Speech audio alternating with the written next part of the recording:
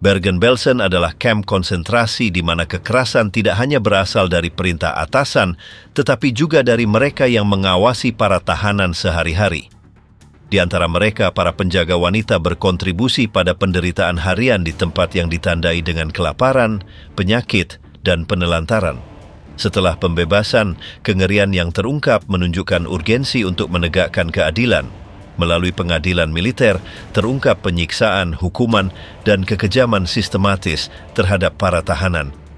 Tidak semua penjaga wanita berhasil menghindari konsekuensinya. Beberapa ditangkap, diadili, dan dihukum dalam proses yang berusaha mengakhiri impunitas. Kengerian yang dialami di kamp meninggalkan luka yang sulit disembuhkan.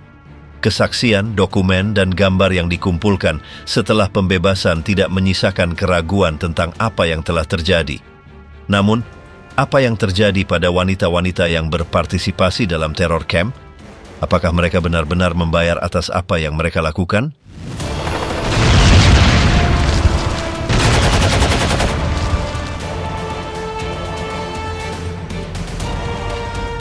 Pembebasan, penemuan kengerian. Pada April 1945, pasukan Inggris dan Kanada tiba di kamp konsentrasi Bergen-Belsen di Lower Saxony, Jerman.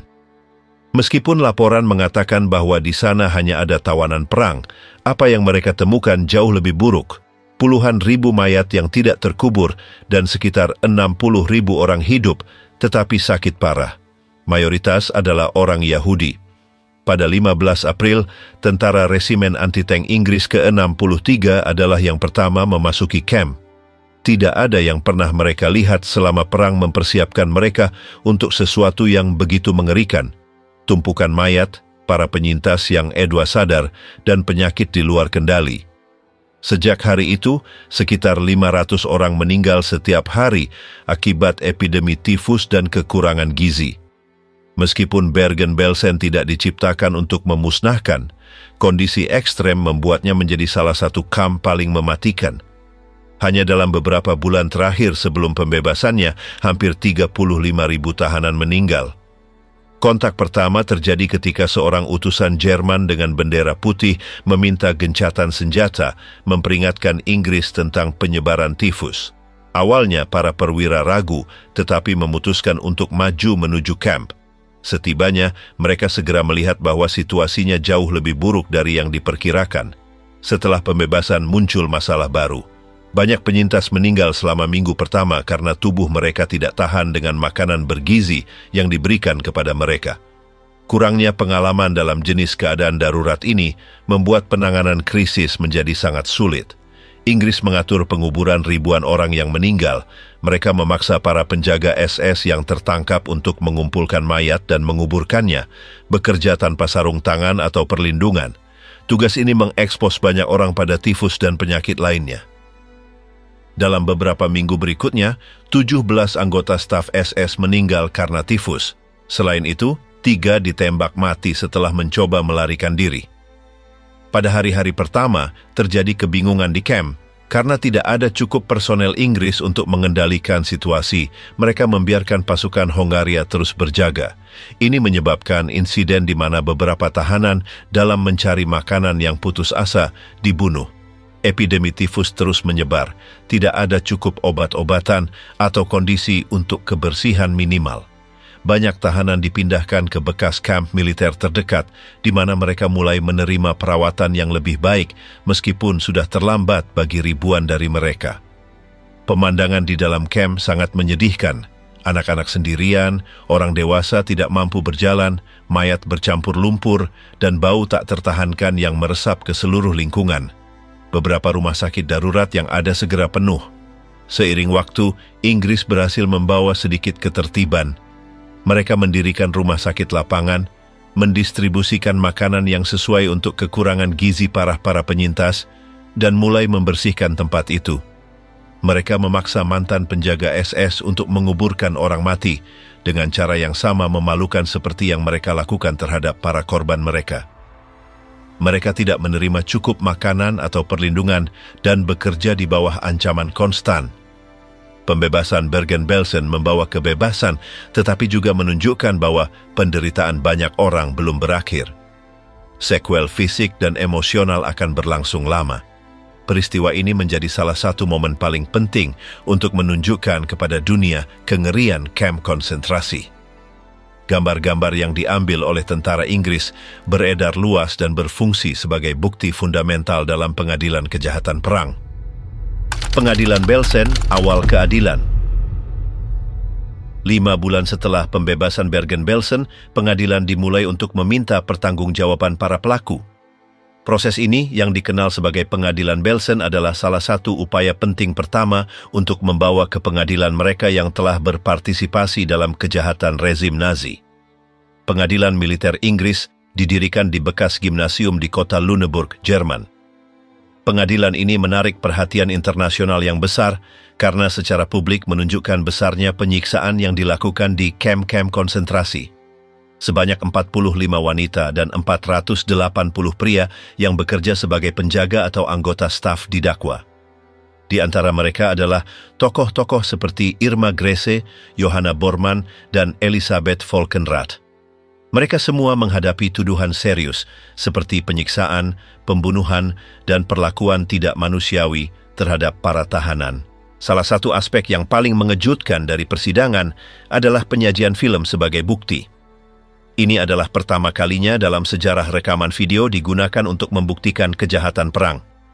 Gambar-gambar tersebut menunjukkan kengerian yang ditemukan di Bergen-Belsen dan meninggalkan kesan yang tak terhapuskan pada hakim, pengacara, dan pemirsa. Proses pengadilan mengungkapkan banyak rincian tentang kehidupan sehari-hari di kamp, hukuman brutal, mars paksa, penggunaan anjing untuk menyerang tahanan, dan kondisi kelaparan ekstrim. Kisah-kisah para penyintas juga terungkap yang meskipun lemah dengan berani bersaksi melawan mantan algojo mereka. Persidangan berlangsung selama 2 bulan. Pada akhirnya, 677 orang dihukum dalam berbagai proses yang dilakukan di zona Inggris di Jerman, antara 1945 dan 1949. Dari jumlah itu, 230 menerima hukuman mati. Eksekusi dilakukan terutama di penjara Hamelin. Albert Pierrepoint, algojo paling berpengalaman di Inggris, bertugas melaksanakan hukuman. Sebanyak 191 pria dan 10 wanita digantung di bawah pengawasannya. Di antara wanita yang dieksekusi adalah Irma Grese, Johanna Bormann, dan Elisabeth Volkenrath. Mereka digantung pada 13 Desember 1945 setelah kejahatan mereka terbukti dengan bukti dan kesaksian langsung. Selama persidangan, beberapa orang mencoba membela diri dengan mengatakan bahwa mereka hanya mengikuti perintah. Namun, kesaksian para korban dan bukti menunjukkan bahwa banyak yang bertindak kejam atas inisiatif sendiri. Dalam beberapa kasus, para saksi menggambarkan bagaimana para penjaga wanita memukuli para tahanan wanita, mengirim mereka ke kematian, atau mempermalukan mereka tanpa alasan. Yang lain bersaksi tentang penggunaan anjing terlatih untuk menyerang mereka yang tidak segera patuh. Persidangan juga menyoroti peran kelaparan sebagai alat kontrol. Banyak tahanan meninggal bukan hanya karena penyakit, tetapi karena kekurangan gizi parah yang disebabkan dengan sengaja. Pengadilan menerapkan hukum militer Inggris untuk mengadili kejahatan-kejahatan ini. Meskipun beberapa terdakwa menerima hukuman yang lebih ringan, kasus-kasus yang paling berat berakhir dengan hukuman mati. Organisasi persidangan memungkinkan pengumpulan kesaksian dan dokumentasi yang akan menjadi fundamental untuk proses selanjutnya, seperti pengadilan Nuremberg. Terlepas dari keseriusan proses tersebut, tidak semua penjahat dibawa ke pengadilan. Beberapa berhasil melarikan diri atau menerima hukuman yang lebih ringan. Namun, Pengadilan Belsen menandai upaya konkret pertama untuk meminta pertanggungjawaban mereka yang berpartisipasi dalam kekejaman. Dampak dari persidangan ini sangat besar. Opini publik di Inggris dan negara-negara sekutu lainnya terkejut ketika mengetahui rincian kejadian tersebut. Gambar-gambar mayat, kisah-kisah para penyintas, dan pengakuan para terdakwa berfungsi untuk menunjukkan secara tak terbantahkan besarnya kengerian tersebut. Pengadilan Belsen tidak hanya mengadili para pelaku, tetapi juga menjadi pengingat bagi dunia. Ini menunjukkan bahwa kejahatan massal tidak akan dibiarkan tanpa hukuman dan menetapkan preseden untuk keadilan internasional di tahun-tahun berikutnya.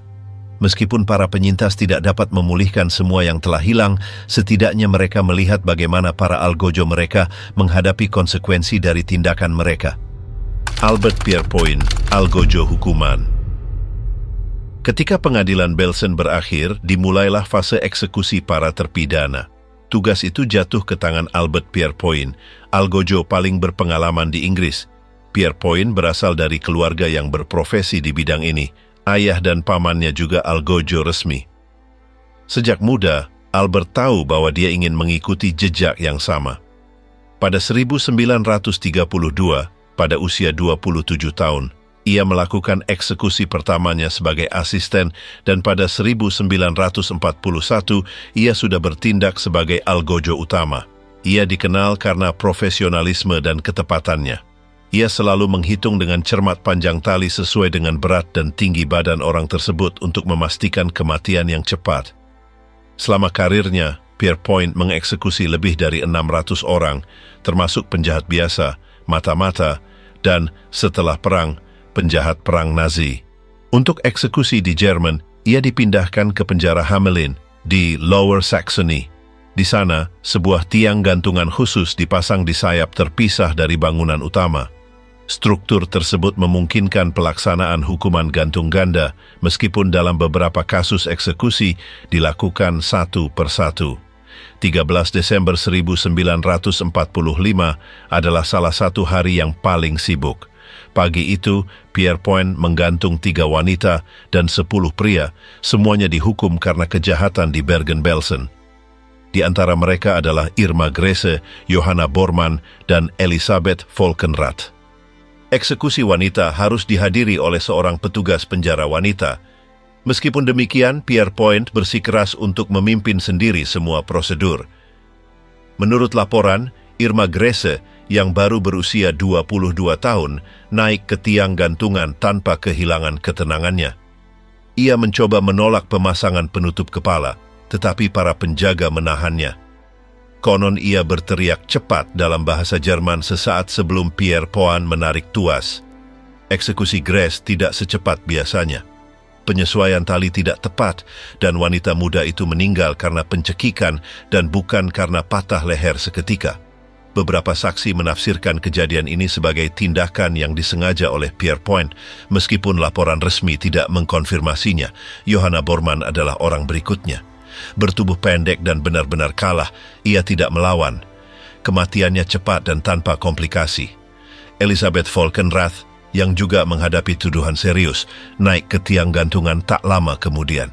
Ia bertanggung jawab atas pengawasan tahanan wanita di Auschwitz dan Bergen-Belsen. Eksekusinya dilakukan dengan cepat. Setelah para wanita, Pierrepoint melanjutkan menggantung 10 pria. Di tiang gantungan ganda mereka jatuh berdua-dua, mengurangi waktu yang dibutuhkan untuk menyelesaikan hukuman. Pierrepoint bekerja dengan tim kecil yang terdiri dari asisten untuk mengontrol proses dan mempersiapkan para terpidana. Semua gerakan cepat dan terukur. Selama berada di Jerman, Pierrepoint mengeksekusi 226 orang, antara 1945 dan 1949. Pada beberapa hari, ia melakukan lebih dari 10 eksekusi. Meskipun efektif, Pierrepoint menganggap pekerjaannya sebagai kewajiban dan bukan sebagai sumber kepuasan pribadi. Ia berusaha agar setiap eksekusi secepat dan manusiawi mungkin dalam batas-batas prosedur. Pada 1956,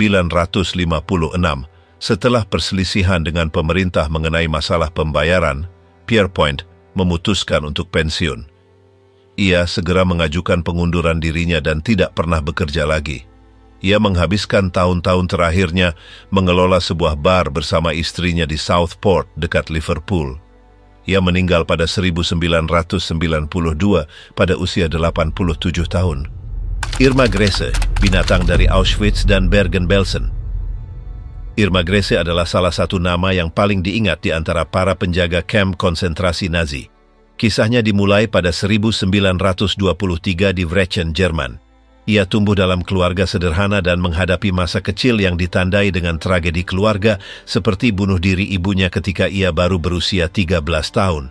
Setelah meninggalkan sekolah pada usia 14 tahun, ia bekerja di pertanian dan toko-toko lokal. Pada 1939, ia masuk sebagai asisten di sanatorium yang dikelola oleh dokter-dokter Nazi. Di sana, ia terpapar eksperimen medis dengan tahanan, pengalaman yang akan memengaruhi perilakunya di masa depan. Pada usia 18 tahun, Grace masuk ke kamp konsentrasi Ravensbrück untuk dilatih sebagai penjaga. Pada 1943, ia ditugaskan ke Auschwitz, tempat ia dengan cepat mendapatkan reputasi karena kekejamannya.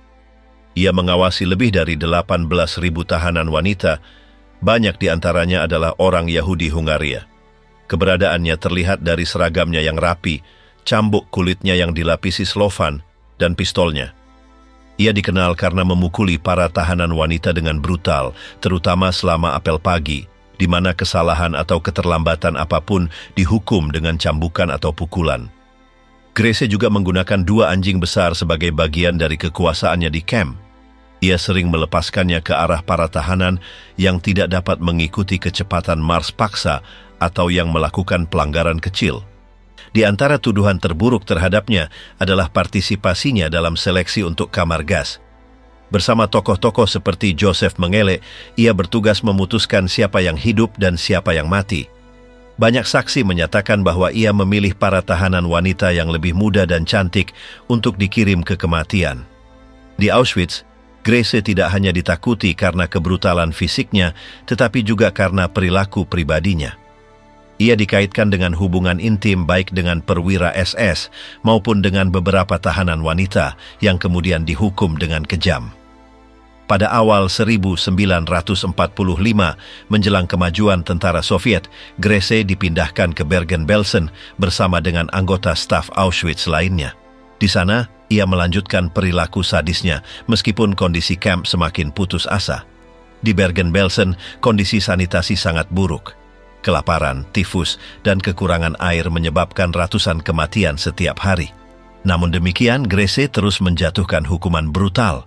Ia memukuli para tahanan yang kelaparan yang mencoba mendapatkan makanan dan memaksa mereka melakukan latihan fisik hingga pingsan. Pada 15 April 1945, ketika pasukan Inggris membebaskan kamp, Grace ditangkap bersama dengan penjaga lainnya. Selama interogasinya, ia mengakui beberapa penyiksaan, meskipun ia mencoba meminimalkan tanggung jawabnya dengan alasan bahwa ia hanya menjalankan perintah. Dalam pengadilan Belsen, para saksi menggambarkan kejahatannya secara rinci. Beberapa penyintas menceritakan bagaimana Grace memukul, mencambuk, dan mengirim ratusan tahanan ke kematian. Bukti yang memberatkannya sangat kuat. Grace dinyatakan bersalah dan dijatuhi hukuman mati. Ia baru berusia 22 tahun pada saat eksekusinya, menjadikannya wanita termuda yang dieksekusi di bawah hukum Inggris pada abad ke-20. Pada 13 Desember 1945, di penjara Hamelin, Albert Pierrepoint melakukan eksekusinya. Konon ia naik ke tiang gantungan dengan dingin dan bahkan mencoba melawan saat penutup kepala dipasang. Kisah Irma Grace adalah salah satu contoh paling jelas tentang bagaimana seorang wanita muda dapat menjadi salah satu instrumen paling kejam dari rezim yang didasarkan pada kebencian dan kekerasan. Elisabeth Falkenrath, kebangkitan dan kejatuhan seorang pengawas. Elisabeth Falkenrath adalah salah satu penjaga wanita yang paling ditakuti di kamp konsentrasi Nazi. Ia lahir di Jerman pada 1919 dan memulai karirnya sebagai penjaga di kamp Ravensbrück pada 1941. Sejak hari-hari pertamanya, ia menunjukkan dirinya efisien dalam pekerjaannya yang segera membuatnya menduduki posisi dengan tanggung jawab yang lebih besar. Pada awal 1942, ia dipindahkan ke Auschwitz, di mana ia pertama kali bertugas sebagai penjaga dan kemudian sebagai pengawas bagian wanita. Meskipun ia tidak dicirikan oleh sadisme ekstrim seperti penjaga lainnya, ketegasannya dan partisipasinya dalam seleksi untuk kamar gas membuatnya menjadi sosok yang ditakuti. Selama waktunya di Auschwitz, Falkenrath menikah dengan seorang perwira SS bernama Heinz Falkenrath, seorang pemimpin blok yang juga aktif berpartisipasi dalam seleksi dan hukuman terhadap para tahanan. Bersama-sama mereka membentuk pasangan yang, menurut kesaksian para penyintas, menunjukkan sangat sedikit belas kasihan terhadap para korban. Ketika tentara Soviet mendekati Auschwitz, Elisabeth dikirim ke Bergen-Belsen. Di sana ia melanjutkan pekerjaannya sebagai pengawas para tahanan wanita, meskipun kondisi kamp jauh lebih buruk. Di Bergen-Belsen, kepadatan, kekurangan makanan, dan penyebaran penyakit seperti tifus menyebabkan ratusan kematian setiap hari. Dalam suasana keputusasaan itu, Volkenrath mempertahankan disiplin dengan brutal. Menurut saksi mata, ia berpartisipasi dalam hukuman fisik, pemukulan, dan penolakan bantuan medis kepada para tahanan yang sakit. Meskipun beberapa orang mencoba menggambarkan dirinya sebagai seorang pejabat yang hanya mengikuti perintah, kesaksian para penyintas menunjukkan bahwa ia membuat keputusan sendiri yang meningkatkan penderitaan para tahanan. Volkenrath ditangkap oleh pasukan Inggris ketika mereka membebaskan Bergen-Belsen pada April 1945.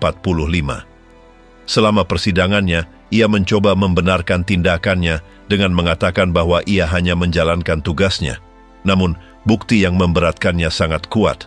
Bukti partisipasinya dalam seleksi untuk kamar gas di Auschwitz, serta perilaku kejamnya di Bergen-Belsen diajukan. Kesaksian menceritakan tentang pemukulan terhadap tahanan yang sakit, penghinaan terus-menerus, dan perlakuan kejam terhadap yang paling rentan. Pengadilan militer menyatakan ia bersalah dan dijatuhi hukuman mati.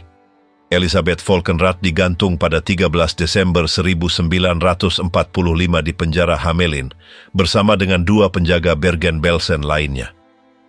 Ia naik ke tiang gantungan tanpa menunjukkan perlawanan. Kematiannya cepat, tidak seperti beberapa terpidana lainnya.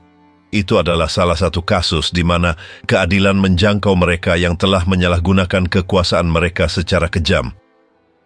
Nama Elisabeth Volkenrath tetap dikaitkan dengan penyiksaan terburuk dari sistem kamp konsentrasi Nazi. Johanna Bormann, penjaga dan anjingnya.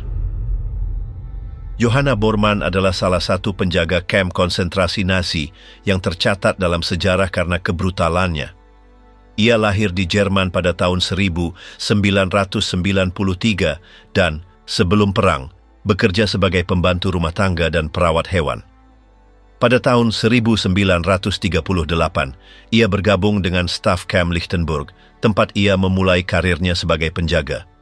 Kemudian ia dipindahkan ke Ravensbrück, sebuah kamp wanita, dan kemudian ke Auschwitz, tempat reputasinya sebagai orang yang keras tumbuh dengan cepat. Di Auschwitz, Bormann menonjol karena perlakuan kejamnya terhadap para tahanan wanita. Ia dikenal berpatroli dengan seekor anjing gembala Jerman yang ia latih untuk menyerang siapapun yang tidak mematuhi perintahnya. Menurut beberapa kesaksian, ia memerintahkan hewan itu untuk menggigit para tahanan wanita sebagai hukuman. Pada akhir tahun 1944, ketika Soviet bergerak maju ke timur, Bormann dipindahkan ke Bergen-Belsen. Di sana ia terus menjalankan otoritasnya dengan kejam di tengah kekacauan dan kesengsaraan yang merajalela di kamp. Bormann secara rutin menjatuhkan hukuman fisik. Ia memukuli para tahanan yang sakit dan lemah dan sering berpartisipasi dalam seleksi yang memutuskan tahanan mana yang akan dipindahkan atau dieliminasi. Setelah pembebasan kamp oleh pasukan Inggris pada bulan April tahun 1945, Bormann ditangkap bersama dengan anggota staf Bergen-Belsen lainnya. Selama interogasinya, ia mengakui telah menggunakan anjingnya untuk menjaga ketertiban meskipun ia mengecilkan penyiksaan tersebut. Dalam pengadilan Belsen, beberapa saksi bersaksi melawannya. Mereka menceritakan bagaimana ia memperlakukan para tahanan dengan buruk dan bagaimana ia menggunakan anjing itu sebagai alat teror. Partisipasinya dalam pemukulan dan ketidakpeduliannya terhadap penderitaan dijelaskan dengan sangat jelas. Bormann dinyatakan bersalah atas kejahatan perang. Pengadilan menganggap bahwa perilakunya menunjukkan kurangnya kemanusiaan dan rasa hormat terhadap kehidupan manusia. Ia menerima hukuman mati.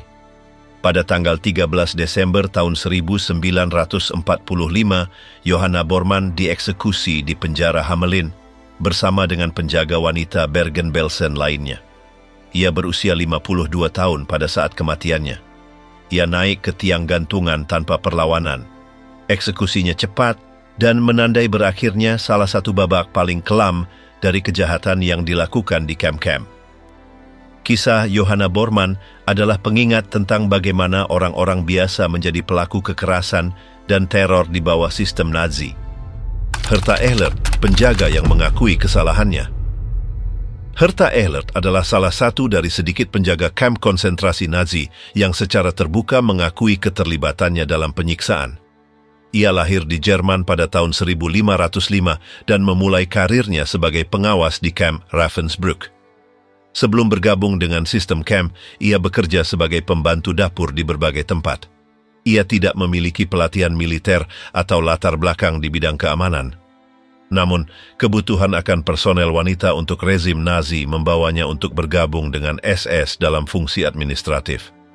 Tujuan penting pertamanya adalah Ravensbrück, tempat ia menerima pelatihan dasar dalam disiplin dan pengendalian tahanan. Ia diajari untuk memaksakan ketertiban dengan kekerasan dan untuk mengikuti instruksi tanpa mempertanyakannya. Dari sana ia dipindahkan ke Majdanek, tempat ia terus melakukan tugas pengawasan. Di Majdanek dan kemudian di Auschwitz, Ehlert bertugas mengawasi blok wanita. Meskipun reputasinya dalam kekejaman tidak mencapai tokoh-tokoh lain seperti Irma Grese, beberapa kesaksian menunjukkan bahwa ia menerapkan hukuman fisik yang berat dan berpartisipasi dalam seleksi untuk kerja paksa. Disebutkan bahwa ia memukuli tahanan yang tidak mematuhi peraturan yang ditetapkan atau yang jatuh kelelahan selama bekerja. Pada awal tahun 1945, ketika situasi Reich ketiga memburuk dan garis depan pertempuran mundur, Ehlert dipindahkan ke Bergen-Belsen. Di sana ia bertindak sebagai asisten dalam organisasi kamp selama bulan-bulan terakhir dan terburuknya. Di Bergen-Belsen, kehidupan hampir tidak tertahankan. Penyakit menyebar tanpa terkendali, tidak ada cukup makanan, dan mayat menumpuk tanpa dikubur. Di tengah kekacauan ini, Ehlert mencoba mempertahankan penampilan ketertiban meskipun dengan metode yang keras. Terlepas dari kondisi ekstrem, ia terus memaksakan disiplin di antara para tahanan. Setelah pembebasan kamp oleh pasukan Inggris, Ehlert ditangkap. Selama interogasinya, ia mengakui telah memukuli tahanan dan menggunakan kekerasan untuk memaksakan disiplin. Ia mengakui bahwa kondisi kamp mengerikan, tetapi berdalih bahwa ia telah mencoba mempertahankan kendali dalam situasi putus asa. Dalam pengadilan Belsen, sikapnya berbeda dari terdakwa lainnya. Ia tidak menyangkal penyiksaan, meskipun ia mencoba membenarkannya dengan mengatakan bahwa ia mematuhi perintah atasan dan bertindak sesuai dengan kondisi ekstrem kamp. Ia juga menyatakan bahwa ia terkadang mencoba membantu beberapa tahanan ketika memungkinkan. Pernyataannya menarik perhatian karena kejujurannya dalam menggambarkan cara kerja internal kamp dan peran yang dimainkan oleh para penjaga wanita.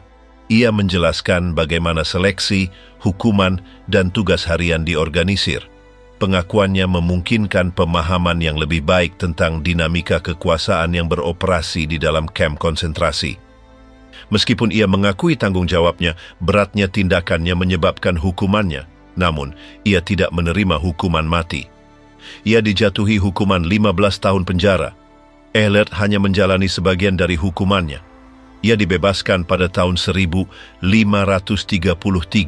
setelah menjalani kurang dari setengah hukuman yang dijatuhkan karena amnesti umum.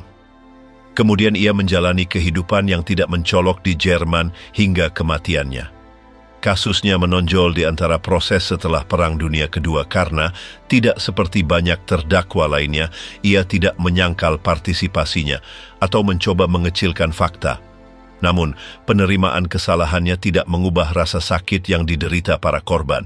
Herta Ehlert mewakili sisi yang kurang terlihat dari sistem kamp, orang-orang yang, tanpa berada di tingkat kekuasaan tertinggi, melaksanakan kebijakan kekerasan dan penindasan secara langsung dan sehari-hari. Herta Bote, kekuatan dan represi. Herta Bote adalah salah satu penjaga yang tercatat dalam sejarah karena partisipasinya dalam penyiksaan yang dilakukan di kamp konsentrasi Nazi. Ia lahir pada tahun 1921 di Tetrow, Jerman. Sebelum perang, ia bekerja sebagai perawat pembantu. Pada tahun 1942, ia direkrut untuk bertugas sebagai penjaga di kamp-kamp. Tingginya yang hampir 180 cm dan fisiknya yang mengesankan membuatnya dijuluki Raksasa Belsen oleh beberapa orang. Ia memulai pelatihannya di Ravensbrück, kamp pelatihan utama untuk wanita SS. Setelah pelatihannya, Bothe dikirim ke beberapa kamp, termasuk Auschwitz dan kemudian Bergen-Belsen. Selama berada di tempat-tempat ini, banyak saksi mata menceritakan perilakunya yang kasar terhadap para tahanan. Di Auschwitz, ia bekerja mengawasi kelompok tahanan wanita yang ditugaskan untuk kerja paksa. Ia dikenal karena memukuli para tahanan wanita dengan brutal menggunakan tongkat kayu yang selalu dibawanya. Kekuatan serangannya membuat banyak korban terluka parah. Ketika ia dipindahkan ke Bergen-Belsen pada bulan Maret tahun 1945, kamp tersebut sudah dalam kondisi yang sangat memprihatinkan. Kelaparan, penyakit, dan kotoran mendominasi tempat itu. Meskipun demikian, Bothe mempertahankan sikap keras yang tak kenal ampun. Beberapa saksi mata menyatakan bahwa mereka melihat Bothe memukuli para tahanan tanpa alasan yang jelas. Secara khusus, ia menghukum dengan keras mereka yang pingsan karena lemah atau tidak mematuhi perintah dengan cepat. Selama pembebasan Bergen-Belsen, Bothe ditangkap bersama dengan anggota staf SS lainnya. Dalam pengadilan Belsen, kehadirannya tidak luput dari perhatian karena tinggi dan posturnya.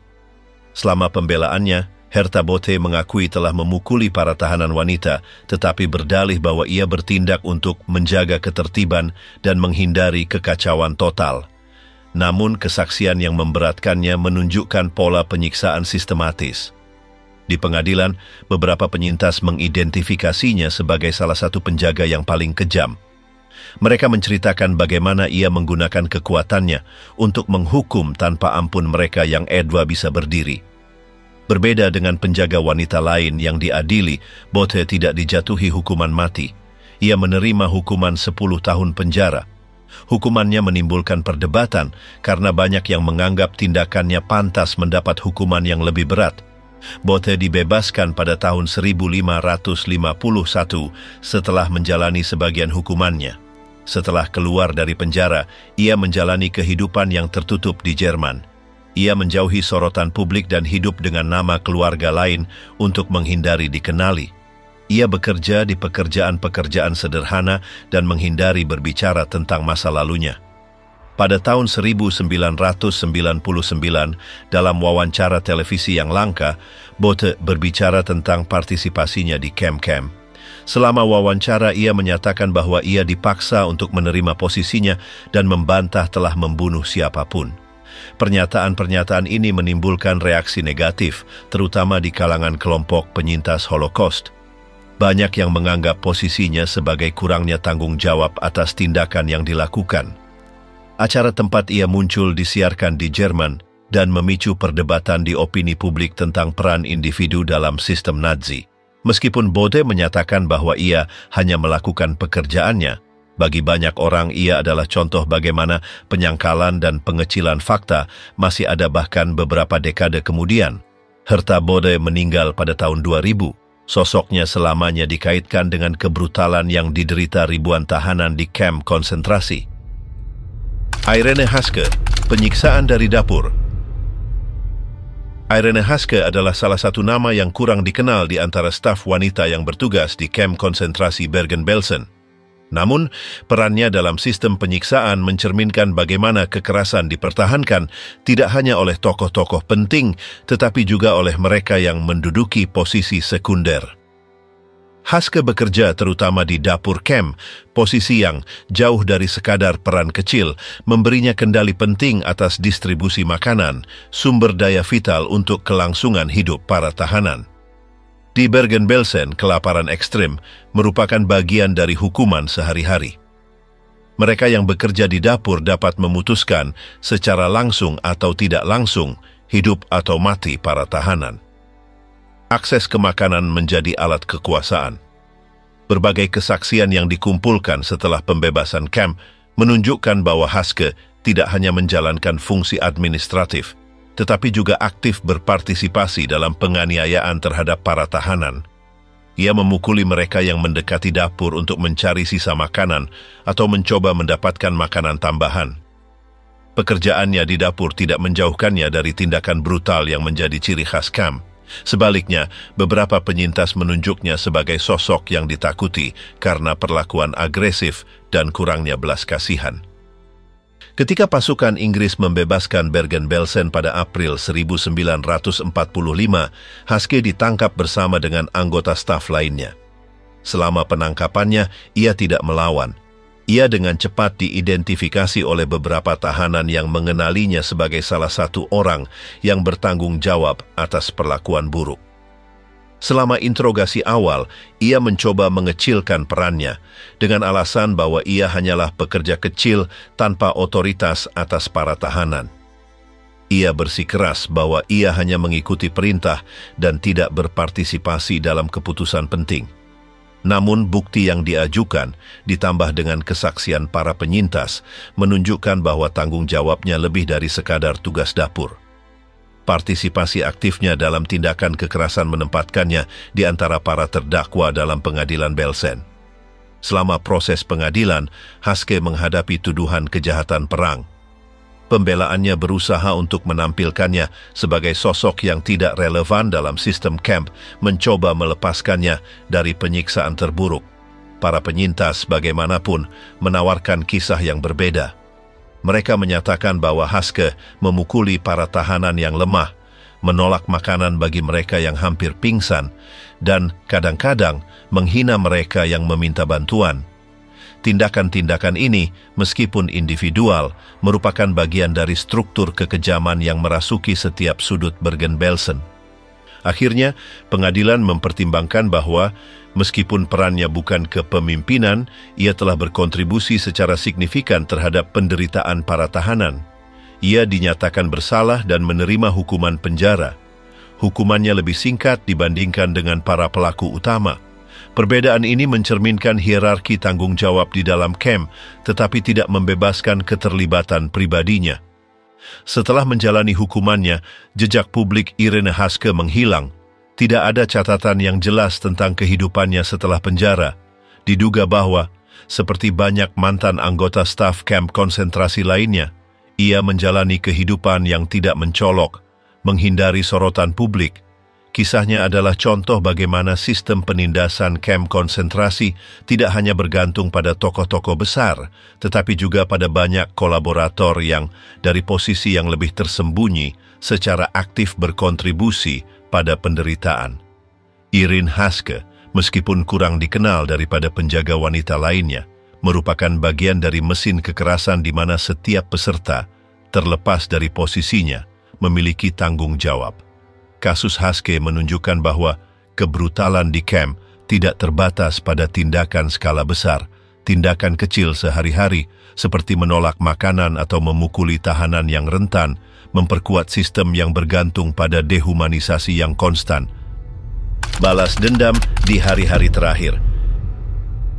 Pembebasan Bergen-Belsen pada 15 April 1945 oleh pasukan Inggris tidak hanya mengakhiri kendali Nazi atas camp, tetapi juga memicu episode kekerasan di antara para tahanan yang dibebaskan itu sendiri. Setelah bertahun-tahun mengalami penyiksaan, kelaparan, dan kematian, kemarahan yang tertahan dari banyak tahanan meledak terhadap anggota staf SS dan para kapo, tahanan istimewa yang berkolaborasi dengan para penjaga dengan imbalan kondisi yang lebih baik. Para kapo sebagian besar adalah tahanan yang telah mengambil fungsi kontrol di dalam camp. Mereka mengatur pekerjaan, menjaga ketertiban, dan sering berpartisipasi dalam hukuman. Bagi para tahanan lainnya, mereka mewakili perpanjangan dari penindasan sehari-hari. Dengan jatuhnya sistem Nazi di Bergen-Belsen, Inggris kewalahan oleh besarnya krisis kemanusiaan dan tidak dapat segera mengendalikan semua sektor camp. Dalam kekosongan kekuasaan itu, muncul tindakan balas dendam spontan. Beberapa saksi mata menceritakan bahwa pada hari-hari pertama setelah pembebasan, beberapa kapo dipukuli hingga mati oleh kelompok tahanan yang marah. Yang lain diseret keluar dari barak dan dieksekusi secara kilat. Kekerasan juga ditujukan kepada anggota staf SS yang ditangkap di dalam kamp. Meskipun Inggris berusaha melindungi para tahanan dari pembalasan yang tidak terkendali, dalam beberapa kasus mereka tidak dapat mencegah pembunuhan main hakim sendiri. Kondisi kacau, kelaparan, penyakit, dan kurangnya struktur membuat menjaga ketertiban hampir mustahil selama hari-hari pertama. Para perwira Inggris memusatkan upaya mereka untuk mencoba menyelamatkan nyawa, mengendalikan penyebaran tifus, dan menguburkan orang mati, meninggalkan masalah lain sebagai prioritas kedua. Kebencian terhadap para kapo tidak terbatas pada peran mereka sebagai kolaborator. Dalam banyak kasus, mereka dituduh mengambil keuntungan sementara yang lain menderita. Beberapa telah menyalahgunakan posisi mereka, menganiaya tahanan lain, atau mencuri jatah makanan yang sedikit. Kekosongan keadilan segera mendorong banyak penyintas untuk mengambil tindakan sendiri. Bagi mereka, melihat mantan penindas mereka menderita merupakan bentuk keadilan langsung setelah begitu banyak rasa sakit yang terakumulasi. Tidak ada angka pasti tentang berapa banyak kapo dan penjaga yang meninggal dalam episode balas dendam ini. Laporan resmi Inggris menyebutkan insiden-insiden terisolasi, tetapi prioritas untuk mendokumentasikan setiap kejadian rendah karena darurat kesehatan yang mereka hadapi. Seiring dengan pulihnya ketertiban di kamp, Inggris mengambil tindakan untuk melindungi semua penyintas, termasuk mantan kapo dan personel SS yang ditangkap. Banyak yang kemudian dipindahkan ke penjara untuk menghadapi proses hukum. Tindakan balas dendam ini, meskipun dapat dipahami dari sudut pandang manusia, menunjukkan tingkat keputusasaan dan trauma yang dialami para tahanan. Kekerasan pada hari-hari itu adalah respons langsung terhadap sistem kebrutalan yang telah menjadi ciri kehidupan di Bergen-Belsen. Pembunuhan balas dendam tidak diorganisir atau diarahkan secara formal. Itu adalah reaksi spontan dalam lingkungan di mana hukum dan ketertiban telah runtuh, dan di mana rasa sakit dan ketidakadilan yang terakumulasi selama bertahun-tahun menemukan jalan keluar segera. Kesalahan setelah kejatuhan kamp. Pembebasan Bergen-Belsen oleh pasukan Inggris pada 15 April 1945 adalah momen krusial, tetapi juga menimbulkan serangkaian kesalahan yang merenggut banyak nyawa yang sebenarnya dapat diselamatkan. Setibanya, Inggris menemukan pemandangan kehancuran total. Ribuan mayat tak terkubur, penyakit di luar kendali, dan puluhan ribu penyintas dalam kondisi kritis. Besarnya tragedi melampaui rencana tindakan sebelumnya. Salah satu kesalahan utama adalah meremehkan parahnya situasi sanitasi. Meskipun tifus telah menyebar secara masif, langkah-langkah karantina terlambat diterapkan secara efektif. Pada hari-hari pertama, banyak tahanan yang dibebaskan berkeliaran bebas di sekitar kamp dan sekitarnya. Kurangnya kontrol ini berkontribusi pada penyebaran penyakit mematikan baik di antara para penyintas maupun di antara tentara Inggris sendiri. Masalah serius lainnya adalah pemberian makan. Dengan maksud membantu, Inggris mendistribusikan ransum makanan militer standar seperti daging kaleng dan biskuit keras. Bagi para tahanan yang selama berbulan-bulan atau bertahun-tahun mengalami kekurangan gizi ekstrem, makanan ini tidak mungkin dicerna. Banyak penyintas meninggal karena komplikasi gastrointestinal yang disebabkan oleh konsumsi makanan yang terlalu berat. Kurangnya pengetahuan tentang cara memberi makan orang dalam kondisi kelaparan parah memiliki konsekuensi fatal. Selain itu, ada kekurangan awal staf medis khusus. Meskipun Inggris memobilisasi tim bantuan kesehatan, jumlahnya tidak cukup untuk merawat puluhan ribu orang yang sakit parah. Rumah sakit lapangan yang didirikan tidak mampu menampung semua pasien. Banyak tahanan meninggal sambil menunggu perawatan medis atau tanpa menerima bantuan efektif apapun. Kesalahan lain adalah mempercayakan tugas pengawasan kepada pasukan asing seperti tentara Hongaria yang hadir di kamp. Ada laporan tentang penyiksaan dan pembunuhan yang dilakukan oleh para penjaga ini terhadap tahanan yang dibebaskan pada hari-hari pertama. Ada juga masalah dengan penegakan hukum segera. Beberapa anggota staf SS ditahan di kamp yang sama dengan tahanan yang dibebaskan, yang menimbulkan ketegangan dan tindakan kekerasan. Seiring waktu, Inggris mulai memperbaiki beberapa kesalahan ini. Mereka mendatangkan ahli gizi untuk mengembangkan diet khusus, mendirikan rumah sakit yang lebih besar, dan memisahkan para tahanan dari mantan penjaga mereka. Namun bagi banyak orang perbaikan ini datang terlambat. Diperkirakan antara 13.000 dan 14.000 tahanan meninggal dalam beberapa minggu setelah pembebasan akibat penyakit, kekurangan gizi parah, dan kesalahan dalam perawatan awal.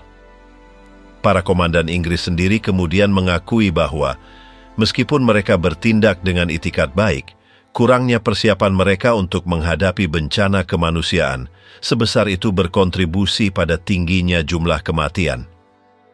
Pengalaman Bergen-Belsen menjadi pelajaran yang menyakitkan.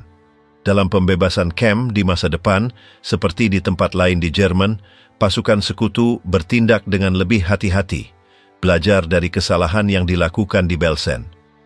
Pembebasan Bergen-Belsen adalah tindakan kemanusiaan, tetapi juga menunjukkan kesulitan dalam mengelola penderitaan massal dan konsekuensi dari tidak siap menghadapi bencana sebesar itu. Joseph Kramer, komandan di hadapan keadilan. Joseph Kramer adalah salah satu tokoh paling menonjol dalam sistem kamp konsentrasi Nazi. Ia lahir pada tahun 1906 di München, Jerman, dan bergabung dengan Partai Nazi dan SS pada tahun 1932. Karirnya di kamp konsentrasi dimulai di Dachau, tempat ia bertugas sebagai penjaga. Kemudian ia bekerja di Sachsenhausen dan Mauthausen, mengumpulkan pengalaman dalam administrasi tahanan. Pada tahun 1940 ia dipindahkan ke Auschwitz, tempat ia memegang posisi administratif dan pengawasan. Selama waktunya di Auschwitz I, ia terlibat dalam organisasi internal kamp dan pengawasan kerja paksa. Pada tahun 1944, Kramer diangkat menjadi komandan Auschwitz-Birkenau, pusat pemusnahan utama kompleks Auschwitz. Ia mengawasi kedatangan transportasi tahanan dan seleksi yang memutuskan siapa yang akan dikirim ke kamar gas. Masa jabatannya di Birkenau ditandai dengan efisiensinya dalam melaksanakan perintah rezim Nazi.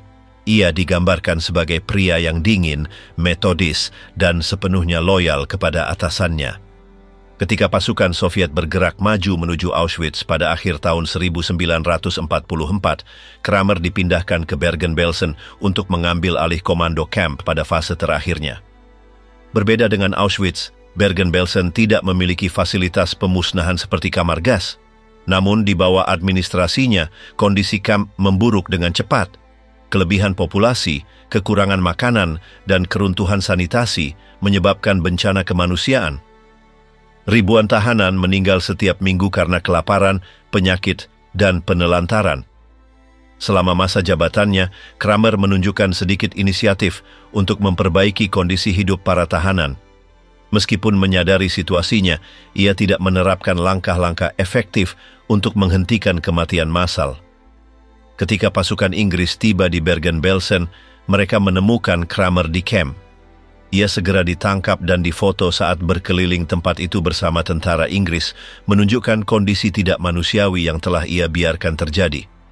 Selama interogasi, Kramer menyatakan bahwa ia telah meminta bantuan untuk memperbaiki situasi kamp, tetapi permintaannya diabaikan oleh atasannya.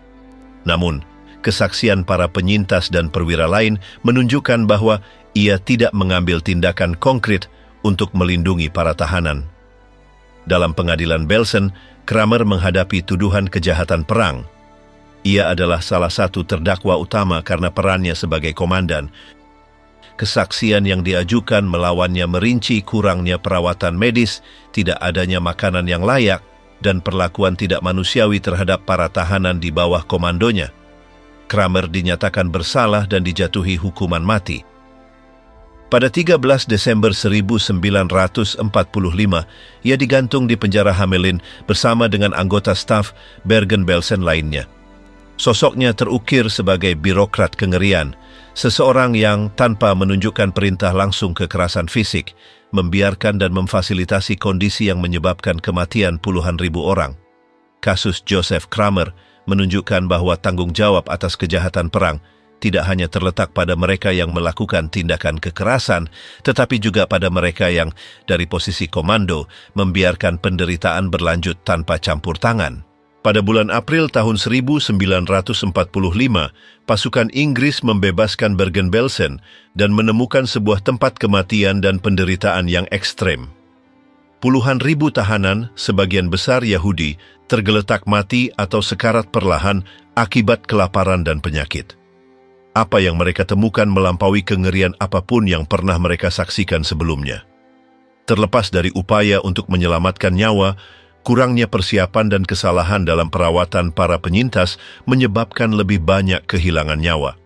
Banyak yang meninggal karena infeksi, kekurangan gizi parah, dan komplikasi setelah menerima makanan yang tidak tepat. Dengan diadakannya pengadilan Belsen, para pelaku langsung kejahatan-kejahatan ini menghadapi keadilan. Tokoh-tokoh seperti Irma Grese, Elisabeth Volkenrath, dan Josef Kramer diadili, dihukum dan dieksekusi. Terbukti bahwa kekejaman, baik dari mereka yang memberi perintah maupun mereka yang melaksanakannya, tidak akan diabaikan. Eksekusi yang dilakukan oleh Albert Pierrepoint menutup salah satu babak paling kelam di kamp tersebut. Kisah-kisah seperti Herta Ehlert, Herta Bote, dan Irene Haske memperjelas bahwa bahkan mereka yang memiliki posisi lebih rendah juga merupakan bagian dari sistem penindasan. Pada hari-hari setelah pembebasan, beberapa tahanan mengambil keadilan di tangan mereka sendiri, menyerang para mantan kapo dan kolaborator. Tindakan-tindakan spontan ini menunjukkan kedalaman penderitaan yang terakumulasi setelah bertahun-tahun mengalami kekerasan. Kisah Bergen-Belsen mengajarkan bahwa kengerian dapat tumbuh tidak hanya dalam tindakan kekerasan langsung, tetapi juga dalam penelantaran dan ketidakpedulian. Dan mengingatkan bahwa, bahkan di tengah kekacauan, kebutuhan akan keadilan adalah langkah yang diperlukan untuk menghadapi luka yang terbuka. Bergen-Belsen adalah peringatan abadi tentang risiko dehumanisasi dan pentingnya untuk tidak melupakan kengerian yang pernah terjadi.